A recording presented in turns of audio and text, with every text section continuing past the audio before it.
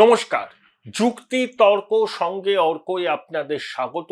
আপনাদের সঙ্গে আমি অর্কপ্রভ সরকার।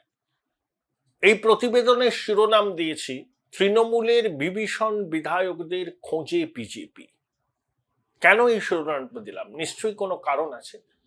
তার আগে বলি, আপনাদের স্বনির্বন্ধ অনুরোধ, চ্যানেল সাবস্ক্রাইব করুন, থ্যাঙ্কস বাটনে ক্লিক করে আমার এই ছোট্ট উদ্যোগকে আর্থিকভাবে সহায়তা করুন।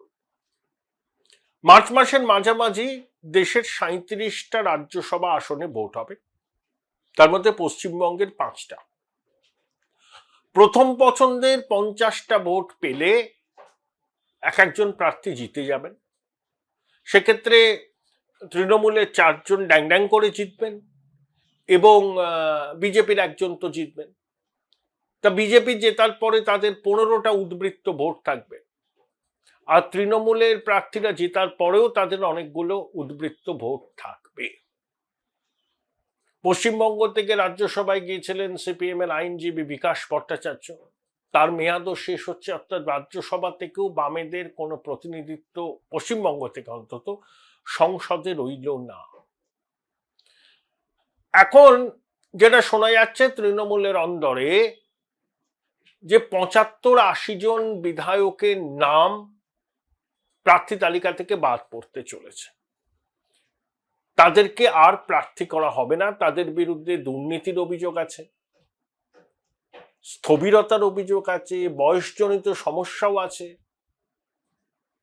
আইপ্যাকের সার্ভেতে তাদের নামের পাশে বাদ রয়েছে, কিন্তু শেষ পর্যন্ত এই 75 জনকেই টিকিট দেয়া হবে কিনা, মানে বাদ পড়বেন এতটা নিশ্চয়তা বলা যায় না। কারণ ধরুন আইপ্যাক একটা রিপোর্ট দিল অভিষেককে, অভিষেক সেই রিপোর্ট নিয়ে মমতাদির কাছে এলেন।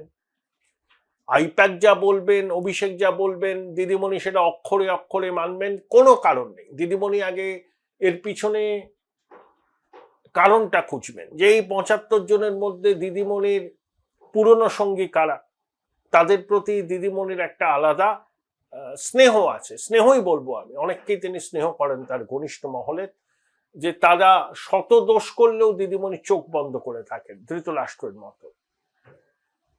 তাই সবাইকে বাদ দিতে চাইলেও দিদিমণি শেষ পর্যন্ত কতটা তাতে সম্মতি দেবেন সে নিয়ে সংশয় আছে।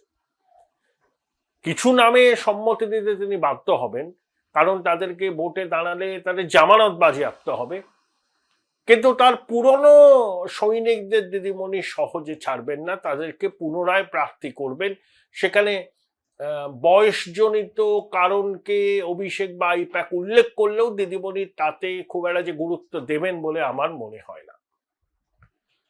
তাহলে তৃণমূলের অন্দরে টেনশন এক চোরাস্রোত, কে টিকিট পাবে কে টিকিট পাবে না। আমাকে একজন নেতা বলছিলেন ওসব নিয়ে তোমরা স্পেকুলেট করো না। আমি বললাম দাদা, আমি স্পেকুলেট করি না। আসলটা তো দিদিমণির ওই ব্যাগের মধ্যে আছে, ওই ব্যাগ থেকে তিনি তালিকা বার করবেন, সেটাই চূড়ান্ত। সেখানে অভিষেক কি বললো, আইপ্যাক কি বললো, সেখানে অত গুরুত্ব পাবে না। এবং অনেক প্রস অ্যান্ড কনস বিচার করে দিদিমণি কিন্তু সিদ্ধান্ত নেয়।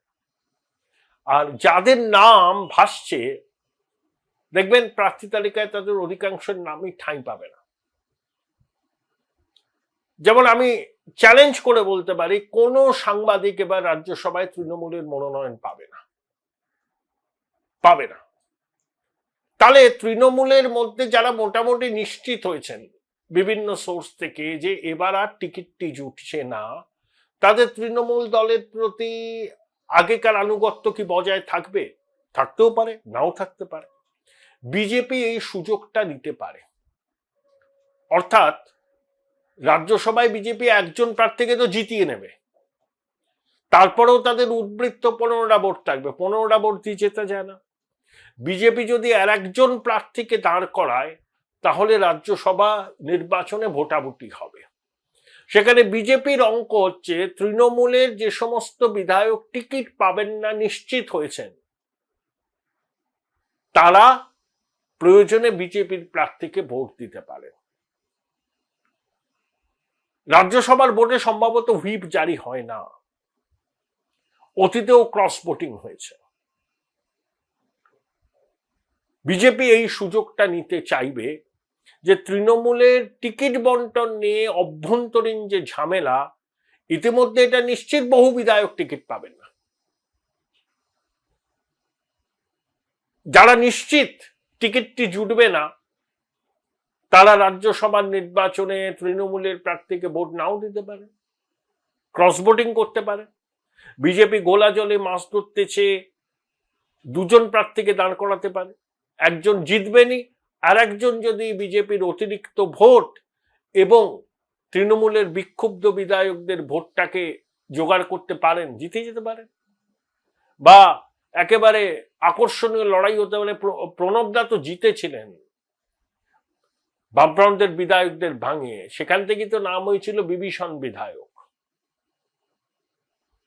জিতেছিলেন তো। আবার সোমেন মিত্র তার বসংবদ জয়ন্ত ভট্টাচার্যকে জিতিয়েছিলেন কংগ্রেসের প্রার্থী দেবপ্রসাদ রায়কে হারিয়ে রাজ্যসভার ভোটে। এগুলো আমরা দেখেছি, পশ্চিমবঙ্গে ইতিহাস আছে। এবারও কিন্তু সেই নাটকীয় কিছু একটা ঘটতে পারে, যদিও বিজেপি এখনো কনফার্ম করেনি তারা দুজন প্রার্থী দেবেন নাকি একজনকেই রাখবেন। অনেক নাম শোনা যাচ্ছে। তবে রাহুল সিনহা প্রার্থী হতে পারেন। রাহুলদা বিজেপির দীর্ঘদিনের পুরনো সৈনিক, সঙ্গের সঙ্গেও যুক্ত। তার নির্বাচনী ভাগ্য সুপ্রসন্ন নয়। শ্রমিকবাবু রাজ্যসভায় গিয়েছেন এবং রাহুল সিনহা নাম নিয়ে দলের মধ্যে কোনো বিরোধ হবে না, একটা সার্বিক ঐক্যমত্য হবে। আর একজনের কথা শোনা যাচ্ছে, প্রধানমন্ত্রীর আর্থিক উপদেষ্টা সঞ্জীব সানিয়াল, দিল্লির পছন্দের প্রার্থী তিনি, তাকেও বিজেপি প্রার্থী করতে পারে। কিন্তু বিজেপি দুজন প্রার্থী দিলে খেলা কিন্তু জমে ক্ষীর। বিজেপি দেবে কিনা আমি জানি না, কিন্তু কানাঘুষো শুনছি এই যে পরিস্থিতি তৈরি হয়েছে, সেই পরিস্থিতির ফায়দা লুটতে চাইবে গেরুয়া শিবির। অর্থাৎ তৃণমূলের ভিতরে যে ফাটল, তৃণমূল যে একটা ঐক্যবদ্ধ সংসার নয়, নির্বাচনের আগে সেটা প্রমাণ করার একটা সুযোগ বিজেপির কাছে থাকবে। সেই সুযোগ বিজেপি হেলায় হাতছাড়া করতে চাইবে বলে আমার মনে হয় না। এখনো সময় আছে, তার আগে একটা চূড়ান্ত সিদ্ধান্ত নিয়ে নেবে তারা। সম্ভবত দোল হোলির পরেই এই চূড়ান্ত সিদ্ধান্তটা হবে। এখন তৃণমূলের রাজ্যসভার প্রার্থী কে হবে? দেখুন, ঋতুকে বিধানসভা ভোটে লড়ানো হবে, এটা মোটামুটি সিদ্ধান্ত হয়ে গেছে। সাকেত গোকেল নমিনেশন পাবেন কি পাবেন না আমি বলতে পারবো না, কিন্তু চমক থাকতে পারে। আমি যতদূর শুনেছি, রাজ্যের শিক্ষামন্ত্রী ব্রাত্য বসু সম্ভবত রাজ্যসভায় তৃণমূলের প্রার্থী হতে পারে। কারণ ব্রাত্যবাবুর সঙ্গে অভিষেক বন্দ্যোপাধ্যায়ের সম্পর্ক এখন অম্ল মধুর। অভিষেক বন্দ্যোপাধ্যায় দমদম কেন্দ্রে যাকে অবজারভার নিয়োগ করেছেন তিনি ব্রাত্যবাবুর বিরোধী, এবং অভিষেক চাইছেন যে দমদম থেকে ব্রাত্যবাবুর বদলে অন্য কেউ বিধানসভায় প্রতিদ্বন্দ্বিতা করুন। আবার মমতা বন্দ্যোপাধ্যায়ের অত্যন্ত ঘনিষ্ঠ ব্রাত্যকে তিনি একেবারে ফেলেও দেবেন না। আর ব্রাত্য 15 বছর রাজ্যে মন্ত্রিত্ব সামলেছেন, তাকে একটা সম্মানজনক পুনর্বাসন দিয়ে রাজ্যসভায় পাঠানো হতেও পারে। তৃণমূলের অভ্যন্তরে কিন্তু এই খবরটা আছে। দেখা যাক শেষ পর্যন্ত কোথাকার জল কোথায় গিয়ে দাঁড়ায়।